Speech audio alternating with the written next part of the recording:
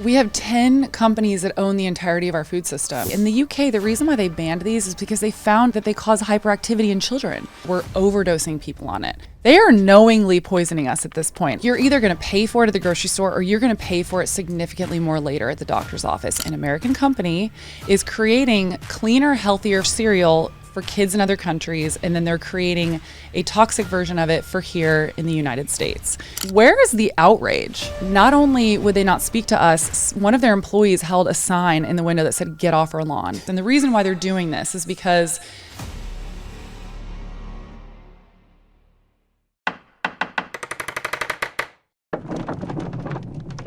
Courtney, thank you for coming in.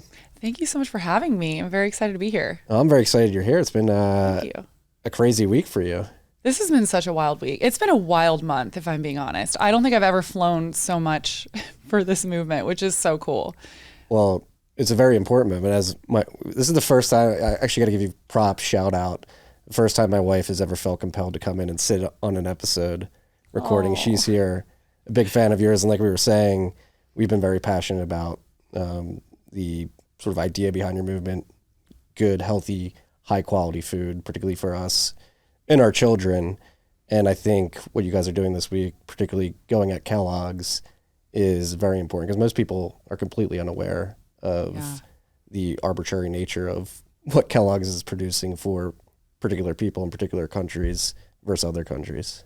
Yeah. Well, first of all, thank you also for sitting in. This is so fun. This is actually how I got connected, was through your wife. So I'm super grateful.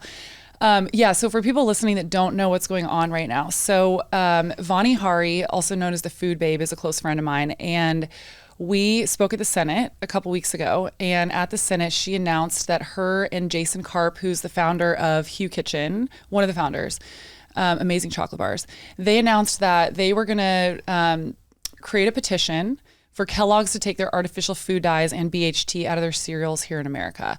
Because what is happening right now is Kellogg's, an American company, is creating cleaner, healthier for you formulations of their cereal for kids in other countries, and then they're creating a toxic version of it for here in the United States, which to me is crazy, because they're already creating this formulation for other countries. And the reason why they're doing this is because in places like the UK, Australia, they're banning these artificial food dyes. And you know what they're using instead of the artificial food dyes? They're coloring their cereal with carrot juice, watermelon juice, and blueberry juice.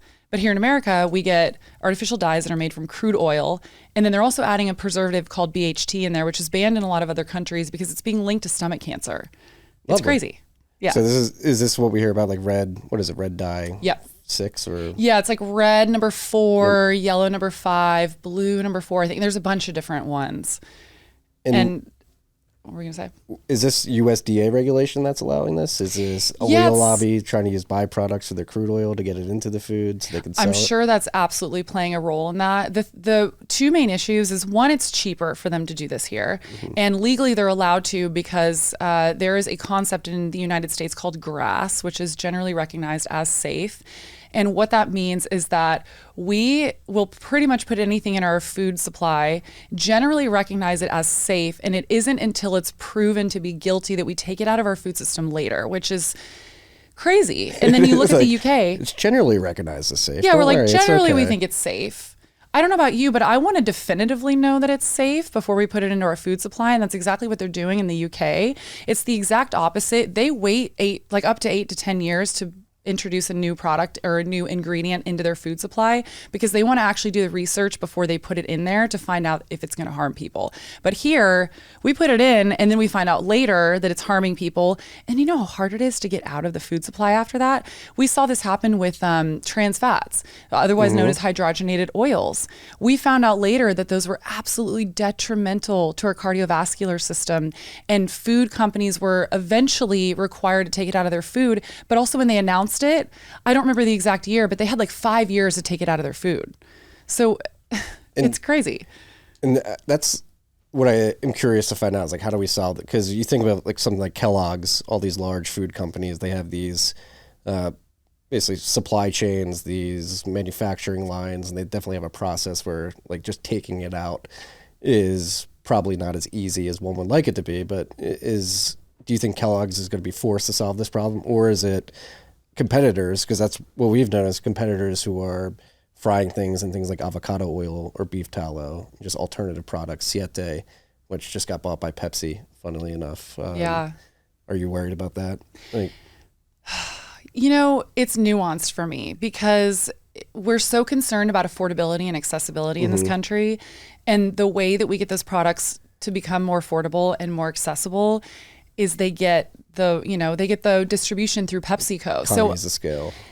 Yeah, so I'm kind of conflicted. I know the founders of Siete. I've known them for a long time and I love them. They're such a lovely family and I'm really stoked for them. And I think what's going to happen is it's going to make these products more accessible. I know a lot of people are concerned that they're going to change the ingredients, they're going to make them worse. So I do know that it's in the contract with PepsiCo that they're not allowed to touch the ingredients for life. But, there is concern that they're going to start sourcing from, cheaper and different, like it'll be the same ingredient, but will it be as high quality? We don't know. And, only time will tell. So I get it. I'm kind of on the fence where I'm like, okay, it's going to be more accessible. People will be able to get it more. Like we'll be able to find Siete at convenience stores and, 7-Elevens, which I think would be great. But we do have to worry a little bit about the quality. So we'll see. Yeah. Yeah. I mean, this is such a big overarching problem because predominantly this is a Bitcoin podcast, and Bitcoin, what we really go after is like centralization of the money supply, like central banks, governments controlling money has led to a deprecation in the quality of our monies globally. Bitcoin is a distributed sort of response to that. And once you see it with money, you see it in other areas of life, and food being one of them. That's one of the massive problems in the food industry right now. It's hyper-centralized, whether it's via Pepsi, Kellogg's, 4 meat packing conglomerates that run most of that. Yep. We have 10 companies that own the entirety of our food system, just 10 of them. It's pretty crazy. Yeah. And when it comes to like the solution of this problem, I mentioned I had Sam from Suretail Creek Farms on yesterday, regenerative farmer servicing the local Austin area. And I guess the question I have based off of this is like, that is direct to consumer, but the consumer has to make a conscious effort to go out and seek that. And you mentioned earlier, cost is a big thing that people have to be conscious of. And so it's just weighing the trade-off of how do you find quality food at an affordable price, particularly in an environment like today where inflation's high, people are struggling. Yeah. I mean, look, I tell people all the time, first of all, it's about education and understanding how dire this situation is. Unfortunately, the situation that we're in right now, if you're not making time for your wellness, you are going to be forced to make time for your illness. You just are. Like people, I mean, just look around you. The obesity rates are rising like crazy. Cancer is skyrocketing.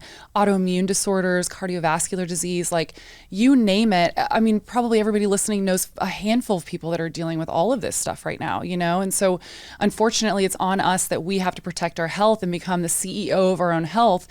And a lot of that requires making sure that we're sourcing high quality, real food.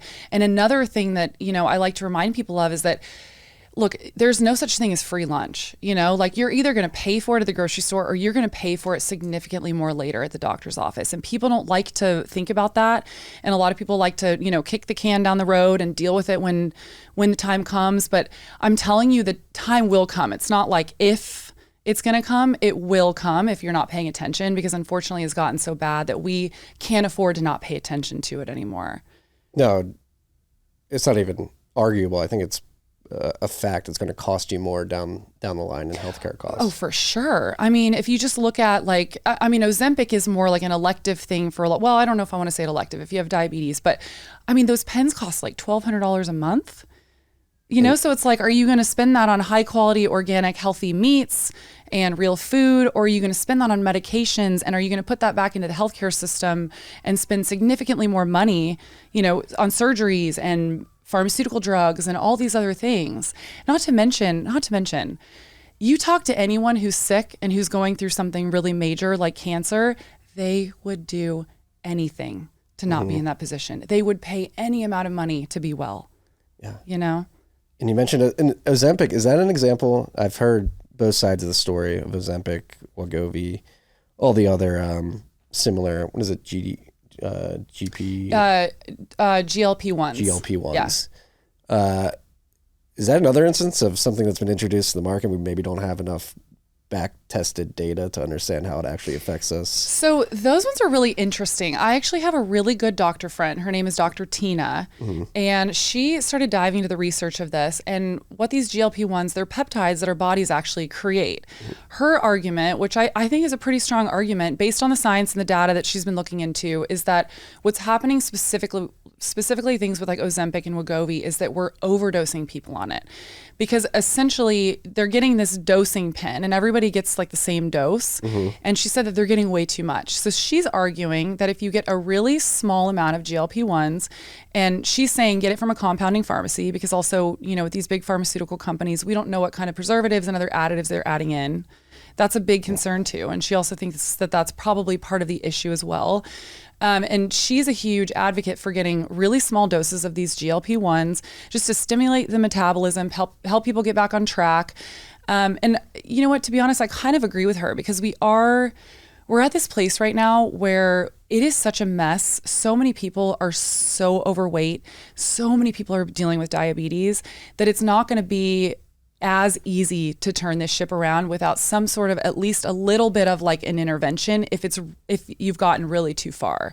And this is coming from, let me be very, very clear, anybody that doesn't know about my message, I am number one for always and ever an advocate for cleaning up your diet and eating a whole real food diet. I am not here advocating for any sort of a pill for an ill, like that's not what I'm saying. But there are some people that are so far down the road that maybe doing a small dose of a GLP-1 just to help them get back to a more balanced weight. I'm not super opposed to it. Yeah. This kickstart, because the problem is massive. I mean, you mentioned the diabetes, the severe obesity. You look at childhood obesity, it's approaching 50%. Oh yeah, it's approaching 50%. And Americans, adults are at close to 74% now. And you think about the small time frame that's happened. I mean, I encourage people listening to go back and Google photos of people in the 70s on the beach. That's what I was going to say. You get 70s beach pictures, and then you fast forward today, the CNN, like bottom half of the body, B-roll clips. It's unreal, and it happened so fast. Sup, freaks. This rip of TFTC was brought to you by our good friends at Bitkey. Bitkey makes Bitcoin easy to use and hard to lose. It is a hardware wallet that natively embeds into a 2 or 3 multi-sig. You have one key on the hardware wallet, one key on your mobile device, and Block stores a key in the cloud for you. This is an incredible hardware device for your friends and family, or maybe yourself, who have Bitcoin on exchanges and have for a long time, but haven't taken the step to self-custody because they're worried about the complications of setting up a private public key pair, securing that seed phrase, setting up a PIN, setting up a passphrase. Again, Bitkey makes it easy to use, hard to lose. It's the easiest 0 to 1 step, your first step to self-custody. If you have friends and family on the exchanges who haven't moved it off, tell them to pick up a Bitkey. Go to bitkey.world, use the key TFTC20 at checkout for 20% off your order. That's bitkey.world, code TFTC20. The other thing that's really, I don't want to say nefarious, but disconcerting as an American citizen is the fact, I mean, you go back to the 70s, what was introduced then, the food pyramid, proved to be pretty objectively terrible advice. Move forward through time, all these preservatives, all this crap they're allowed to put in our food. I mean, one can make an argument that the regulatory environment that's been erected over the last 50 years is actively poisoning American citizens. And you know what else happened around then too is the low-fat diet movement, and that really destroyed us too, because we need good healthy fats. Turns out they're imperative, and they also keep us at a healthy weight, which is really interesting. And I was going to say something else, and it totally left my brain. So, but another thing that happened. Have you read Matthew Legiak's Fiat Food? No, I haven't even heard of that book. No. So Matthew is an investigative journalist. He read the Fiat Standard, which is the book right next to that. And in that, in the Fiat Standard, they have a chapter called Fiat Food. And basically the thesis of the Fiat Standard is when we went off the gold standard, that's when we saw a bunch of negative externalities introduce themselves into the economy. I'm not sure if you ever heard of the site WTF happened in 1971. No. But you go back, you look at charts, health, economics, quality of life, birth rate, all of that. In 1971, many people have different arguments for what happened. Safe and Matthew were making the argument that it was because we went off the gold standard. And the argument that Matthew specifically makes is when we went off the gold standard, the government was put in this position where food costs were the most sort of important costs in everyday Americans' life at that point in time. And to make it seem like food costs weren't going down, they introduced the food pyramid and began loosening regulations so that you can get all this cheap preservatives and cheap crap into our food system. So it looked like food prices were staying flat to going down, when in reality, high quality foods like quality beef, eggs, quality chickens, high fat foods were going up, but that just wasn't being included in CPI and in the food pyramid. So they're actually actively pushing people towards this crap so that they could hide inflation when they ripped us off the gold standard. That's crazy. You also think about too, so a lot of people probably don't know this, but we have cheaper food that's more accessible because we're paying subsidies to farmers, and we're paying them. So what that means is we're using our own tax-paying dollars. So it's not even that we're not paying for it, we're just paying for it in a way that we're not seeing. We're paying these to farmers to grow specific crops like corn, wheat, and soy. And that's why when you pick up almost any packaged food, you'll see on the label, it says contains corn, wheat, and soy. And it's because we're paying subsidies to make these seem cheaper, but they're not actually that much cheaper because we're really just paying for them in a different way. Yeah, it's not even, I would not argue, but I would imagine it's not even fully taxpayer funded. It's probably partly funded with tax dollars, but they probably just issue treasuries, raise cash, and then funnel it there as well. And so that's why I love the intersection that the show has with individuals like yourself and others in the health conscious and the food conscious part of the world, because that's what we've been saying in this is the Bitcoin Commons. Like Bitcoiners, like we recognize that we messed up the money, and money has these negative externalities all throughout every area of our life. And food is something that we're very passionate about as well here in the Bitcoin community, healthy food. And I think there's some synergies to like line up, say, this problem's massive, and it's partly because they messed up the money. Like you can go subsidize all this crap because you can just print money out of thin air. So I don't know too much about this subject, and I wish I could speak more about it, but my fiance is like very, very into this. And he had me watch a documentary recently. Oh my God, I wish I could remember what it was called. And they were explaining this to me, and I don't even know if I could explain it back because it's a new concept to me, but essentially like how we're like printing money, and we're doing like IOUs between like the Treasury and someone and the else. Federal Reserve. Yes. Yes. Exactly. So the Federal Reserve monetizes the Treasury's debt. The Treasury can issue debt, raise cash, and then the Fed will always be there to buy the bonds. So the Fed can create money, buy the bonds, and it's a whole racket. But we don't have to get deep into monetary economics.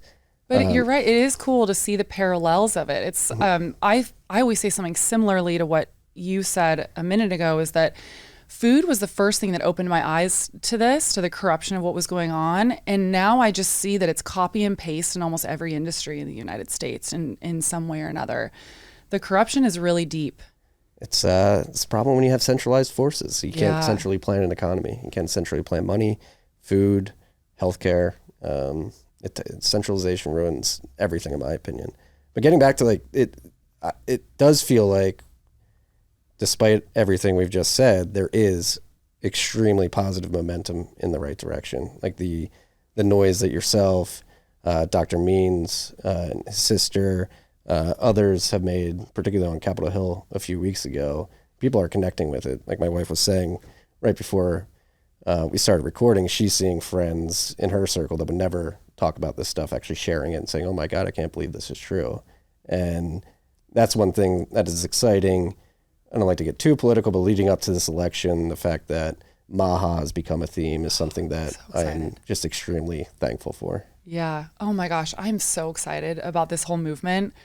I feel like I have been waiting like 15 years for this to happen. I mean, and I feel like I've been just like screaming into a void, and nobody has been listening to me. I'm like, you guys, this is really bad. We need to pay attention to this. You know, I mean, when we have 77% of our young adults between the ages of 18 and 24 that are ineligible to serve military, that's a national security issue. This is a really big deal. And nobody has been talking about this on a political platform until this year.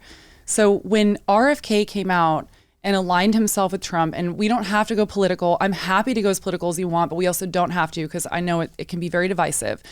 But I am here for one specific movement, and that's the Make America Healthy Again. Because like I said, this to me is the most pressing issue that we're dealing with right now. And there is basically one person talking about it on a political stage. Yeah.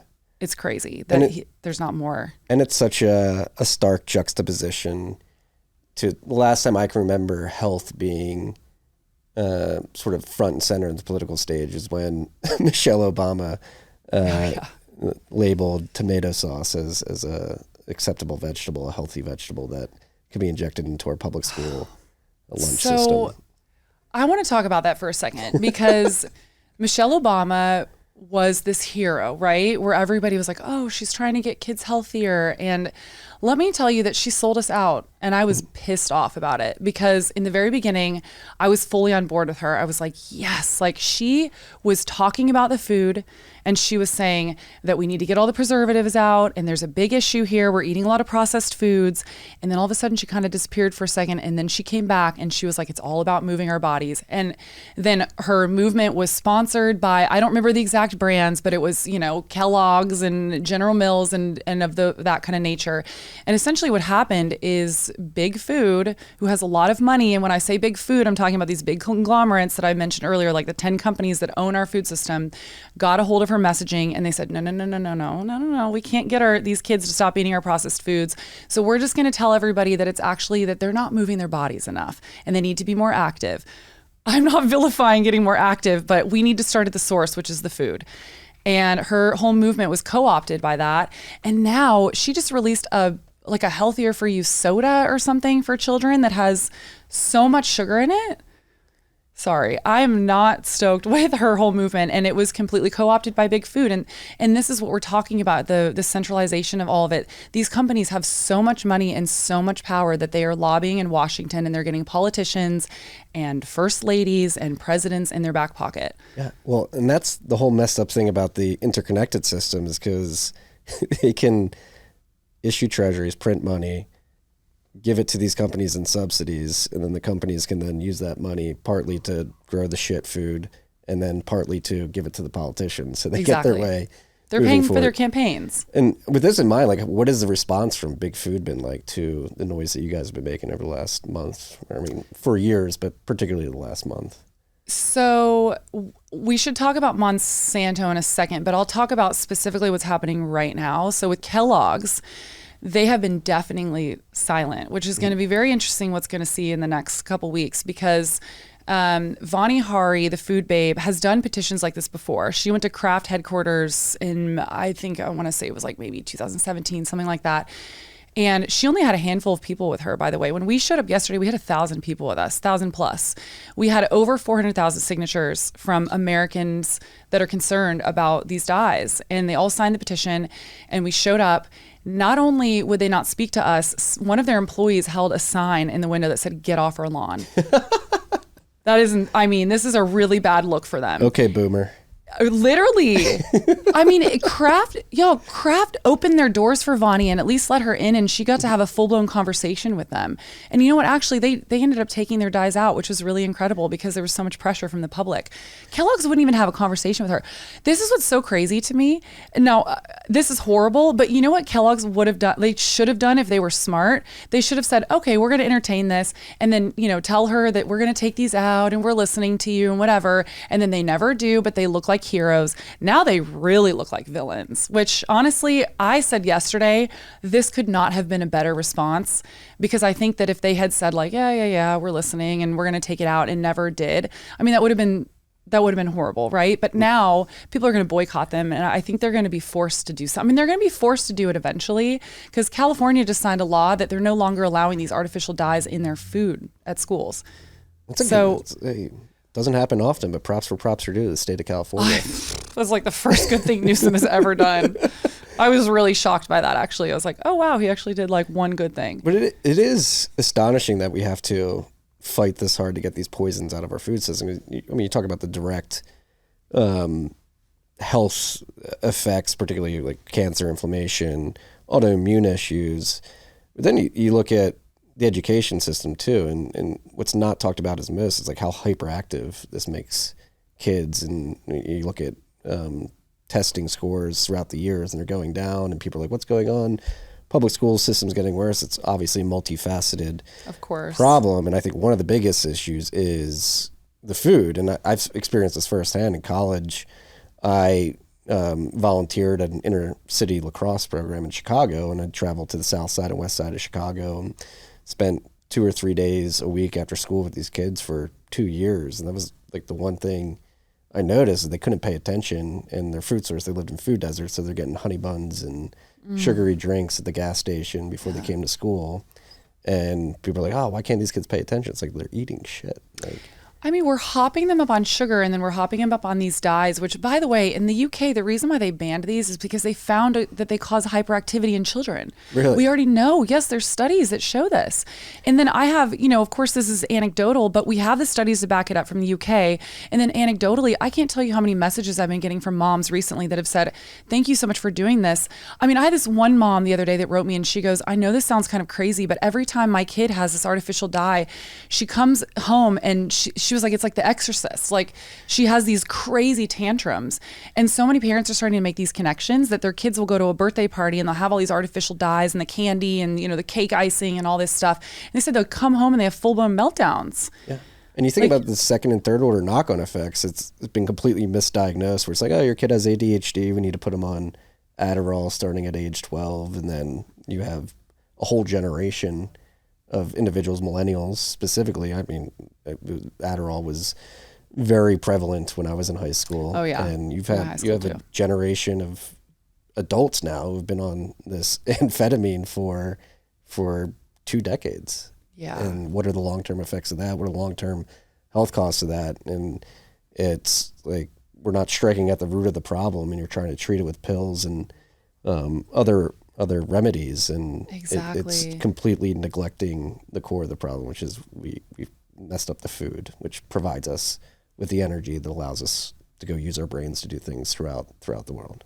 Exactly. Isn't it mind-blowing that it's taken us this long to even acknowledge and recognize that the foods that we're putting in our body have an effect on our brain and our overall health?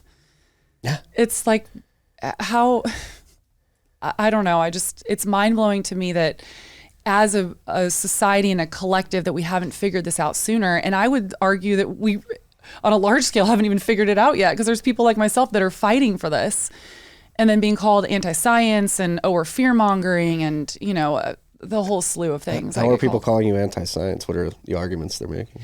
Because the big argument right now, and actually Kellogg just gave a statement yesterday to a news outlet, the big argument is that they are going by the laws and the regulations that have been set by the FDA and the USDA. But like we've been talking about this whole episode, I mean, look, there's this common misconception that people think that if it's on the shelf in America, that it's been vetted for and that it's safe.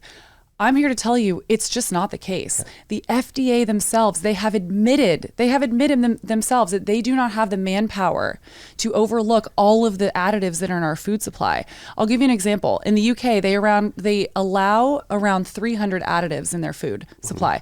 We allow between 3,000 and 4,000 additives that are allowed. 10x. Yeah. And it's because we have this system called GRAS that I told you earlier that we're just like, let it in and we'll figure out later if it's bad. Mm-hmm. And a lot of these additives are intentionally put in to make these foods more addictive. So 100%. Well, and that's what's crazy about the artificial food dyes in particular. They serve no value whatsoever outside of cosmetic. They don't preserve them.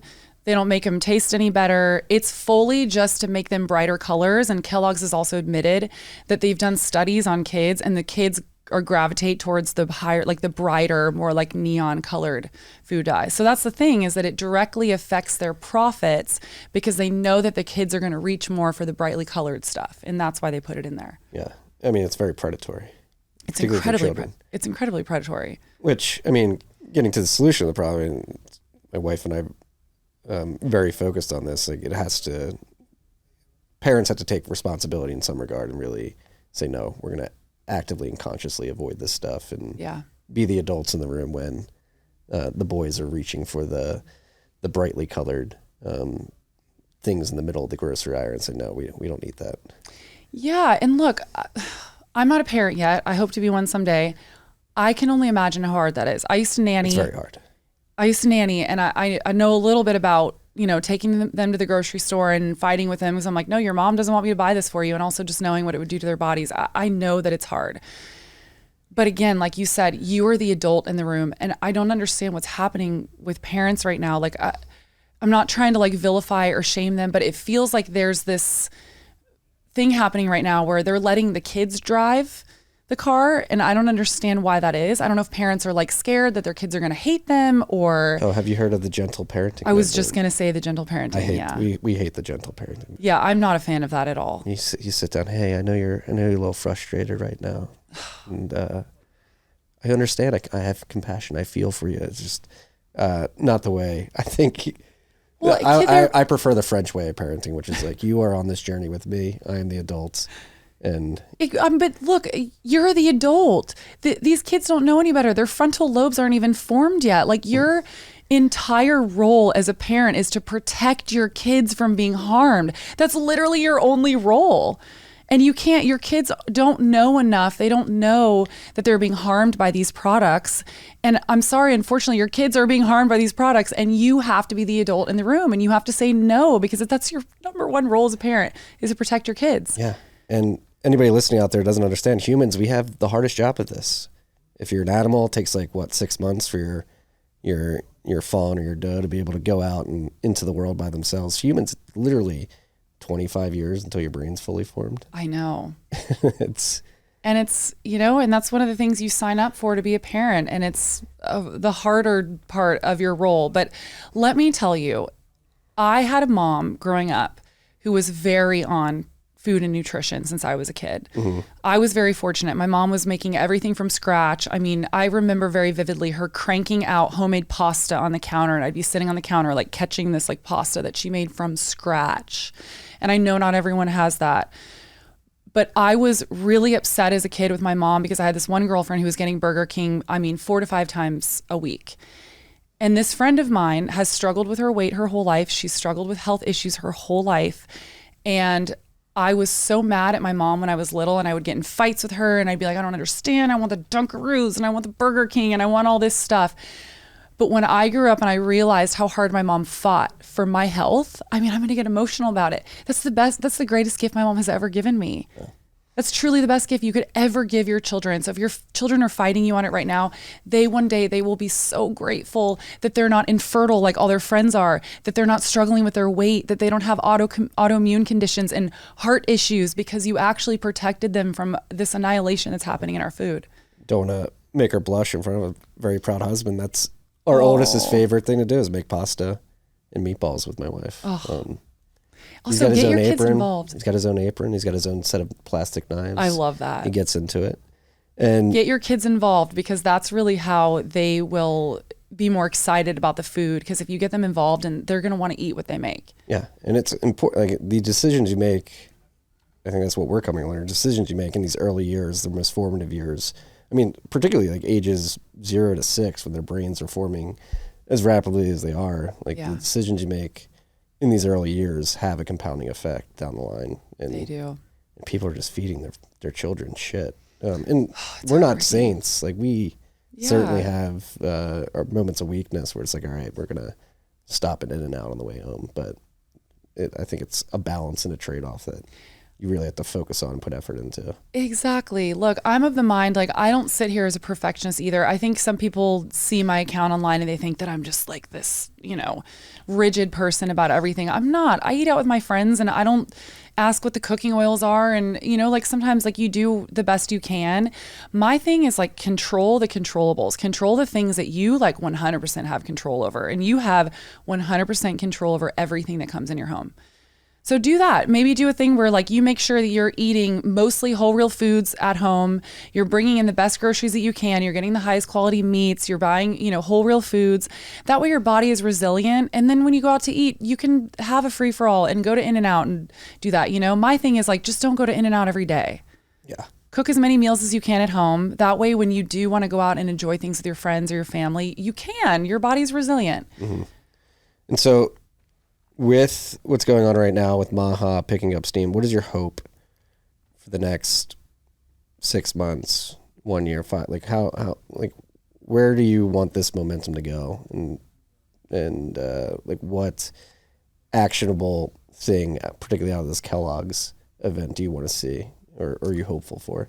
Yeah, well, I mean, first and foremost, I'm hoping that more Americans are waking up to what's actually going on, because I think the corruption runs so deep in our government and our regulatory bodies that I have a little bit of hope. I have a lot more hope if RFK is able to get into that office, that we're actually going to be able to clean from the inside out.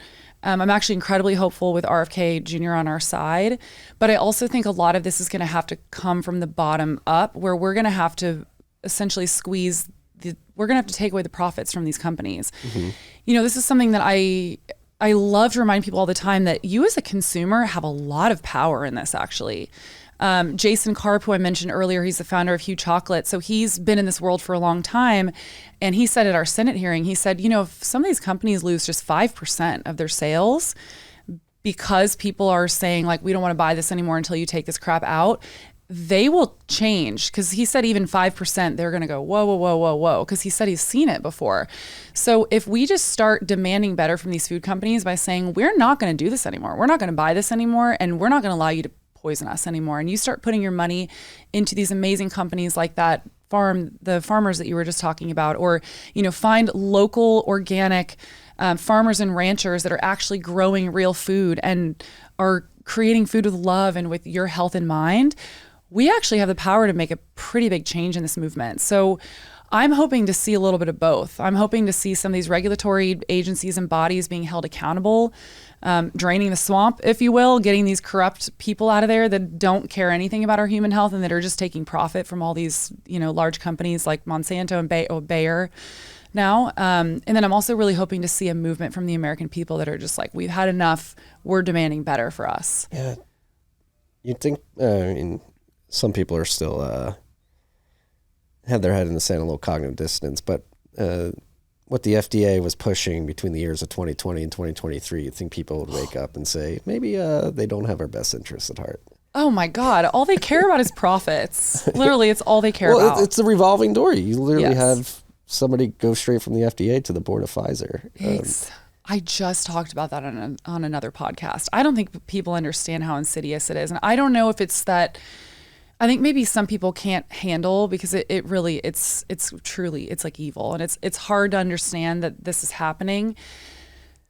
But it is, like you said, we saw it happening during COVID. And you have to think about it from a corporation standpoint. People don't know you as an individual person. They're not seeing these as like human beings, that their lives are being affected. They're just seeing their numbers that are coming in, you know, and they have quotas that they have to meet. They're seeing the quotas. They're not seeing like, oh, you know, your dad died from this. Yeah. You are a cell in an Excel spreadsheet to them. Exactly. Not even a whole cell. You're just part of the number in the cell. Yeah. You're just a number on a spreadsheet. Yeah. And that's hard for a lot of people to swallow. And I get it, but it's also like, it's the reality of the situation, you know? No, we're talking the same language. We're sympathetic. Exactly what we say. You have to defund these people at the end of the day. And if you can't do it via political means, like literally going through the political process to get people in position to cut these agencies, which I actually am hopeful that it will happen this time around if Trump gets elected. Like you said, it has to be ground up too. You have to attack from all angles. Attack from that angle, educate, try to work through the political process, but then grassroots. And that's why Bitcoin, like if Bitcoin's successful in replacing the dollar as a reserve asset, they can't print Bitcoin to subsidize high fructose corn syrup and the big pharma industry. It sort of defangs their ability to do that and forces them to make good decisions and allocate money appropriately. Yeah. It'd be really interesting to see what happens with all of that world, with the Bitcoin and decentralization banking and all of that. Like I said, I don't know much, but my fiance is so into it, and I'm like, wow, that's cool. The connection you just made with the food is really interesting. My fiance will be stoked to hear that. They had to keep inflation down, so they had to put a bunch of crap in to make it. They call it hedonic adjustments. The Fed does, or the Bureau of Labor Statistics, who creates the CPI. They create these hedonic adjustments where in 1971, they had a ribeye in the basket of goods that was tracking inflation. But throughout time, they used hedonic adjustments, and that ribeye is now like ground beef or Kellogg cereal. And so they're basically changing the quality of the goods in the CPI to make it look like inflation's lower. But really, if you want the highly nutritiously dense foods, like those numbers have gone astronomical. Yeah, it's crazy. Yeah. Courtney, thank you for doing what you do. Thank you. Are you you've got a busy schedule ahead of you, correct? I do. Up until this election, there's a lot of stuff going on right now. It's been really cool to see. There's been this little Make America Healthy Again coalition that's been formed. And it was really, Callie Means has kind of been spearheading all of this because he's consulting with RFK Jr. now about like certain policies that need to be changed.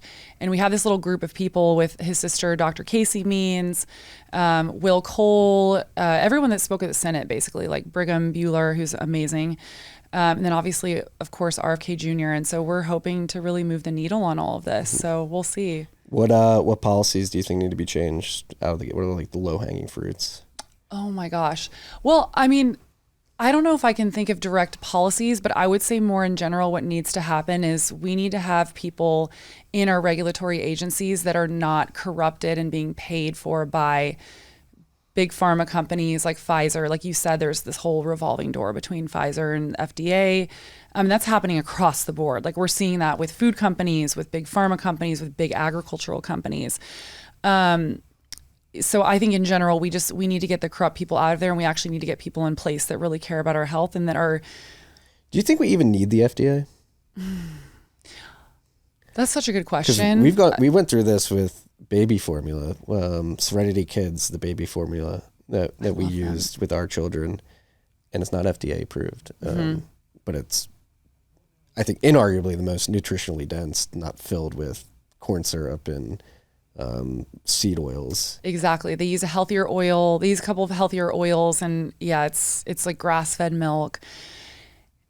So I do believe that we need to have an FDA, but I believe that they need to completely be uprooted and their entire prerogative needs to be changed. So like, for example, they need to be in charge of making sure that glyphosate isn't ending up in our food. They need to be making sure that genetically modified organisms aren't in our food, like things like that, where they're not regulating any. I mean, they don't even, or like turning lead. The frogs gay. The water's turning the frogs gay. Oh my God, it's so funny. I know, but you know what's crazy is that is true. Alex Jones was right again. Yeah, it's a chemical called atrazine that's ending up in our water supply, and it's similar to like glyphosate and all these other chemicals that are ending up in our food. I was half joking.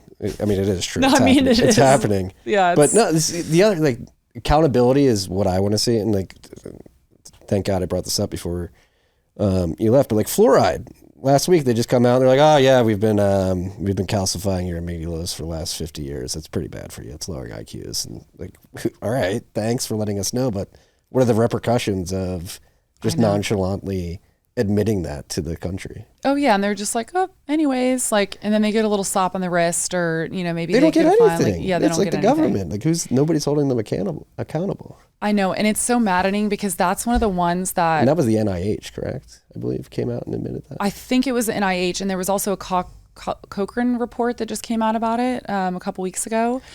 But yeah, I mean. That's crazy. There's so many of these kind of things happening, and then they're not even being held accountable at all. Even though, like fluoride, for example, this is something I've been talking about for 15 to like 18 years, and I've been called crazy, I've been called a conspiracy theorist, all this stuff.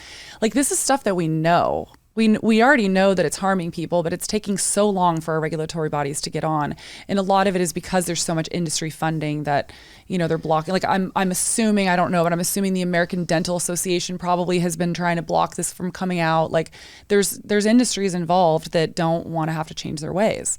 Yeah. And it is a racket too, because you go to the dentist and you tell the dentist you're getting your kid's teeth checked up. You're like, don't give them any fluoride. And they're like, what? and they're like, your kids they are lambast you. Similarly, like you're in the delivery room, you're like, I don't want my kid to get the Hep B shot like 30 seconds out of the womb. They're browbeating you, and that's particularly like on the big pharma hospital system side. There is this, and probably the dental side too. There is this economic incentive to push this stuff on people, which is again going into incentives and the interworkings between these different actors. Like the incentives are completely borked, where they're not really incentivized to help the end customer, the patient. They are incentivized to enrich each other.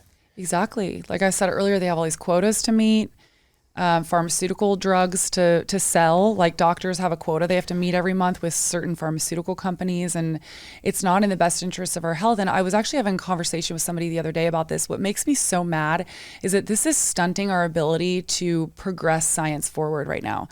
Because essentially what's happening is we're finding out things like, for example, that fluoride is actually lowering our kids' IQs. We're finding out that glyphosate is causing non-Hodgkin's lymphoma. But these industries have so much money that they're blocking this from coming out in the public. So now they're blocking the studies from being made. We're also blocking any sort of scientific moving forward in order to find new ways to do it better. That's the problem, is we're blocking all of this. So we're not even able to, one, get the education out to people to let them know that they're being harmed. And then two, we're not funding anything to figure out like, okay, so now we know that this is bad. How can we do this better without harming people? Yeah. You know, like hydroxyapatite. We can replace fluoride with hydroxyapatite and it remineralizes the bones and it works great. It's, in my opinion, I think it works better than fluoride does. I've been told this by dentists. I know I'm not a dentist, but this is what I've been told. And then it's not harming your body like fluoride is. I was completely unaware of hydroxy. Yeah, it's called hydroxyapatite. So there's a bunch of different toothpaste companies that make fluoride-free toothpaste, and they put this element called hydroxyapatite in there instead. And actually, if you want to find a dentist that uses it, you can look up biological dentists. And I haven't looked in Austin, but I've been able to find one in Denver. I've found one in LA, and they generally use hydroxyapatite over fluoride. All right, that's good to know. Yeah, it's good to know. And think about where we would be as a society if we didn't have these poisons in our life. I know. People would be thriving. Well, people would be thriving, and I think we just have to accept there's nothing we can do. It's happened to us for the last 50 years. But educate people, make them aware of this, and then paint a picture of once we get all this crap out of our lives, like how healthy would society be? What would that do for healthcare costs? What would that do for the ability for young individuals to actually develop a fully functioning brain and think clearly and not be hyperactive? Like, what knock-on effects does that have on society more broadly? Oh my God. I mean, think of all the innovation that we could have, be having like to come out of America. But, you look at also, like, we haven't even talked about this all, but mental health, like mental health is, I mean, it's really bad, especially among teenagers and young adults right now. And a lot of it is connected back to the food, and people don't want to admit it. But look, we have a direct connection between our gut and our brain, and it's called the vagus nerve. And it runs directly from your gut to your brain. They say that our gut is our second brain, and we produce our hormones like serotonin, the happy hormone, in our guts. Also, our immune system is about 70% located in our gut. All of this is connected, and for some reason, as a society as a whole, we don't want to recognize that. And I don't understand why, but it's hindering us in every way possible. I mean, all of our young adults, their kids, their brains are inflamed, and no wonder they can't pay attention, and it's hindering us as a society. Yeah. It's like, oh yeah, mental problems, here's an SSRI. It's like, like that's the best we can do. And look, I think there's a time and a place for them, but I think that we're handing them out like candy, and we're handing them out to people that are just severely inflamed. And if they could just get their guts in order and eat a healthier diet, many people may not even need it. Yeah. And it is, again, going back to millennials, I feel like our generation particularly were fed all of this as a solution. Now, like looking around, a lot of individuals that I know who have been on this stuff for decades and are trying to start families and are trying to wean themselves, they're finding it extremely hard. It's not easy. It has, and that's the problem, like I never want to vilify anybody's path, and I don't want to vilify, modern medicine. I'm so grateful we have it, because we wouldn't be here without things like antibiotics, right? And amazing progress that we've made in that realm. But we're also in other ways stunting ourselves because we don't know the long-term effects of a lot of this stuff. And if there's another way out, and if we're able to heal our bodies in other ways without having these pharmaceutical interventions that come with side effects. Think about all the drug commercials and you hear them list off all the side effects. I'm sorry, there's not a single pharmaceutical drug on this planet that doesn't have side effects. Well, we probably don't have time to fully jump down that rabbit hole, but we're the one of 2 countries in the world that can actually market pharmaceuticals. Us in New Zealand. Yeah. And I'm hoping that will change too. That's another thing you asked me earlier. I'm hoping that will change. Yeah. That seems like a no-brainer. Yeah. And we could change. That's the thing, is so much of this stuff we could literally change overnight. We could change it overnight. Yeah. We just block those ads from being able to be shown in the US. Like 98% of the world has that law in place. Literally. And then people wonder why we're the most overly medicated country. It's because we have direct to consumer ads with big pharma. Yeah. You go, oh, I saw this on TV. Can I have that? Yeah, sure. Why not? I'm going to get a little kickback on it. So here you go. And what makes me so mad is people are not being communicated with the fact that there are other ways out of this. Like, there are other ways that you can deal with this kind of stuff. Obviously, again, there's always maybe a time and a place for it, but so many people are coming in with so many issues and doctors are just handing them drugs like candy instead of asking them like, how's your sleep? What's your diet look like? Maybe we should run some tests. Let's look and see if you have any vitamin deficiencies. That's been one of the most amazing things about Austin, is that there are doctors. We've been blessed finding doctors that approach health this way and treating ailments this way. And that's another thing that makes you whole. There's a lot of black pills and dooming going on, but there is a lot of optimism, a lot of white pills out there. And I do think whether it's individuals like yourself, our family, making the conscious decision to eat healthier and live a healthier lifestyle. I'm also seeing it like on the doctor front. There are definitely still a majority of doctors who are stuck in that hyper industrialized system that's grown up over many decades. But there are doctors out there with consciences that are really not only providing a good service, but marketing it too, because more and more people are looking for it. And so there's an opportunity out there, if you are a doctor with a conscience, to actually build a good business, because people are starving for good information and good advice. Yeah. And look, I'll say about doctors, I think they all start out with really good intentions. What happens is they end up in this system that's been co-opted by big pharma, and then their hands are tied behind their backs. I'm actually doing a podcast episode with a guy tomorrow. His name is Brigham Bueller. He's been on Joe Rogan talking about this, actually, because his world, he was a drug rep for, I believe it was Eli Lilly.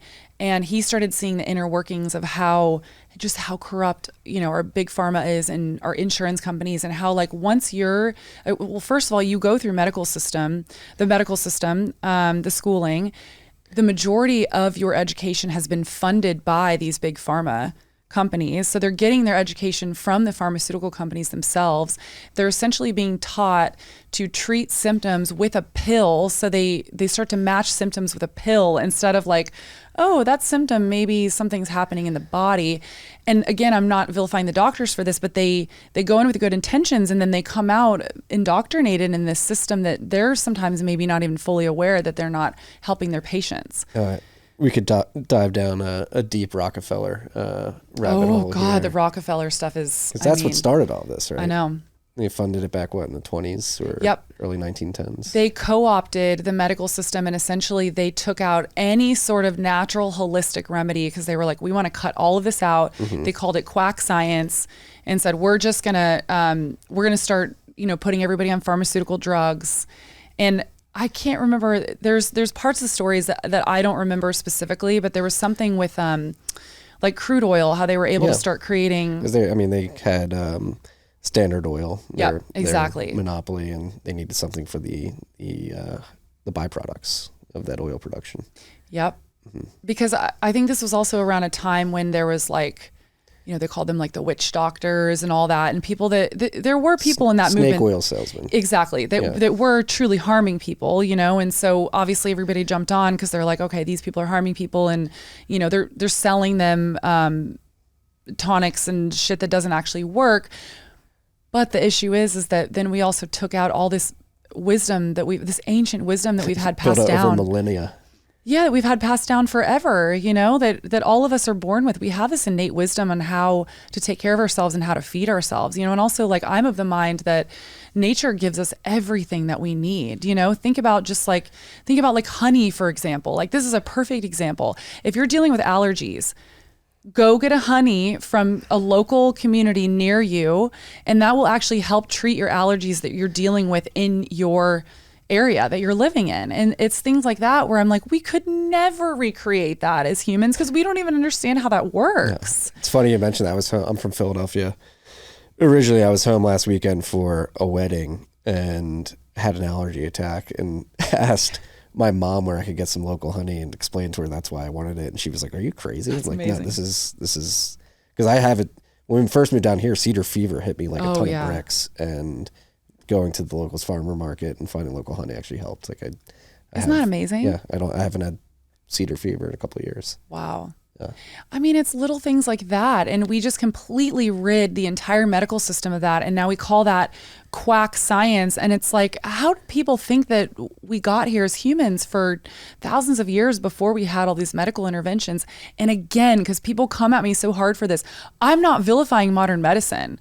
All I'm saying is that we need to find a balance in the middle of it where we need to recognize that, the majority of pharmaceutical drugs, they come from compounds that naturally occur already in nature. That's how they start making their pharmaceutical drugs. And then they make them synthetically. So it's like a higher margin on that. Exactly. And that's the issue right there is that they cannot patent things that were made in nature. So what they do is they try to copy them so they can patent them and then put a high price tag on it and make money off of it. Yeah. That's another whole part of the whacked incentives is the patents on this stuff. And it does take a lot of R&D to make this stuff and get it to market. And so there is an argument, like they invested the capital, they should be able to charge for a certain amount of time to make a profit. But again, it's the root of the problem that they're just trying to replicate things that already naturally exist in nature, and they're preventing you from accessing that. That's where the incentive is completely whack. Yep. And then they create narratives around that it's dangerous and it's anti-science to go for the natural things. Raw milk, the biggest psyop. It's just milk. It was just milk for thousands of years. I know. Yeah. That one's been a wild one to see because they're literally sending, I don't know from what governing body it is. Is it the FDA that's going after them? I think it's the FDA that's going after them. They're going after these small local farmers. Well, in Pennsylvania, Amos Miller, I think it's the Attorney General office in Pennsylvania is going after him specifically. You know what really pisses me off about this? We have people literally dying from fentanyl every single day on our streets, and they're more worried about people consuming raw milk. Yeah.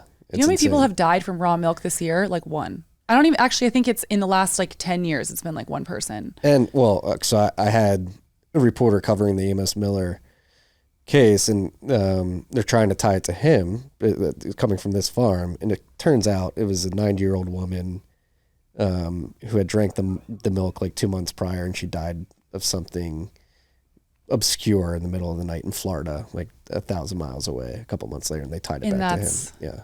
See, but that's what I'm saying. Yeah. We're in this weird space right now where we're vilifying all of the foods that we've been consuming for thousands of years and blaming them for modern diseases. And this is,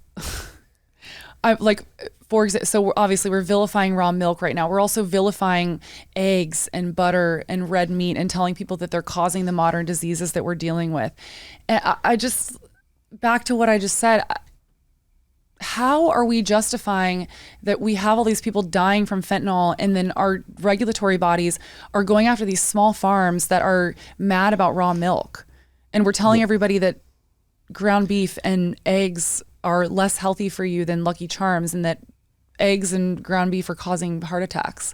And if they're not causing heart attacks, they're causing global warming. Oh my God, don't even get me started. The cow farts. We gotta don't even get me started. We gotta kill all the cows. I can't. No, it's our industrialization of our modern farming that's causing that, and it's cars. I mean,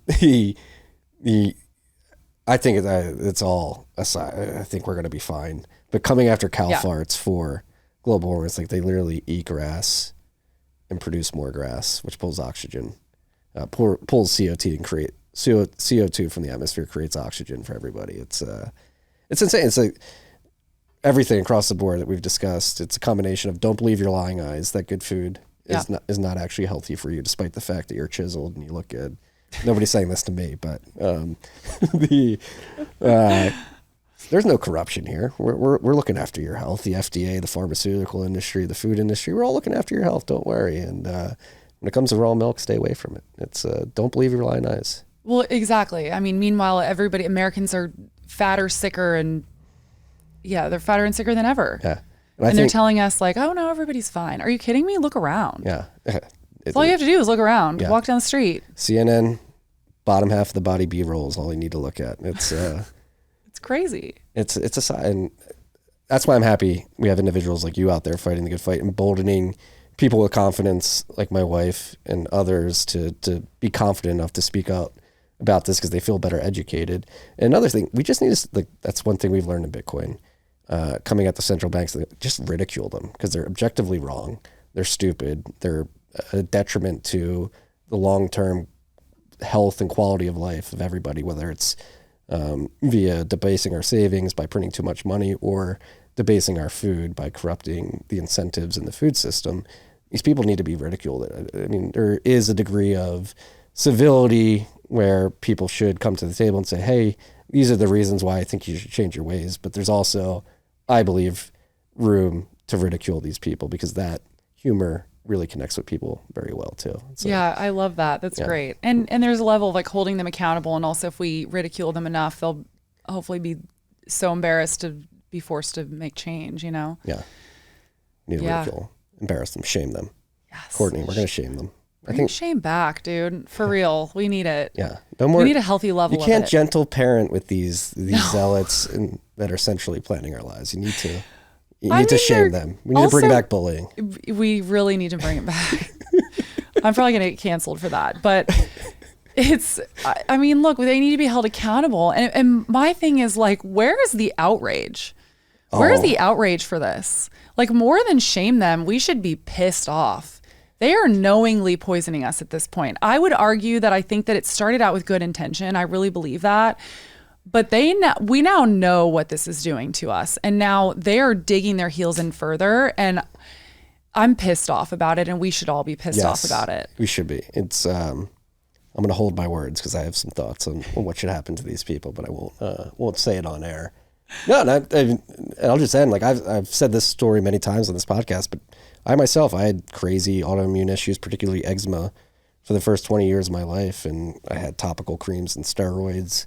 It helped to no avail, and it was very embarrassing. Like particularly in the fall and winter, would flare up, and basically my whole arm, all the way up to my armpit, would be riddled with eczema. And it wasn't until I changed my diet in my early 20s, cut out red dye. I was a big Gatorade drinker. Like cutting out Gatorade and cheese for 2 years. Just going to water, coffee, and the occasional drink on the weekend. Solved my eczema. I haven't had eczema in 13 years. That's so incredible. People need to hear stuff like that too. I have a similar story. I had an eczema under my eyes, and I had this weird, it was actually never diagnosed, but I had some sort of, I think it was an eczema, like a different form of eczema on the back of my scalp. And when I went gluten-free, it completely went away and it has never come back. Yeah. Yeah. It plagued me. It was something I was very self-conscious about for the first 2 decades of my life. And I mean, it sucks. And then you go to the dermatologist and they give you a bunch of creams, but I'm sorry, that's not going to fix the internal issue. It's an internal issue. And then like the creams will like discolor your arm and stuff like that if you put them on enough. Yeah. You have like pale spots in your arm. Oh, sucks. Courtney, you're a busy woman. We got to get going. This was a pleasure. Thank you so much for having me. I really loved this conversation. It was super fun. Yeah. Thank you. Call to action for anybody. What should they be doing? Yeah, I would say first of all, help us cancel Kellogg. So we're trying to turn this into a Bud Light situation. I'm not normally for canceling. Let me be real. I'm actually a huge hater of cancel culture. But in this case, I actually believe that if they're poisoning us we need to do something about it. So if you want to join our coalition, you can go to my Instagram page. I have a ton of resources as far as like how you can get more involved in this movement. I mentioned earlier the thing with Callie Means. He just started a little coalition where people can get more involved. They sign up for emails, and we can actually like connect you with senators, and you can call your congressman. And so there's many different ways that people can get involved. Help us cancel Kellogg's right now. You can go and share some of the videos, go and create your own videos if you want, share with your community, share in your stories, and let's get the word out that they don't have our best health in mind right now. And then go to Real Foodology on Instagram. And then I have a Real Foodology podcast if you guys want to listen and follow along there. Yeah, that's how you can get involved. Get involved, freaks. Peace and love.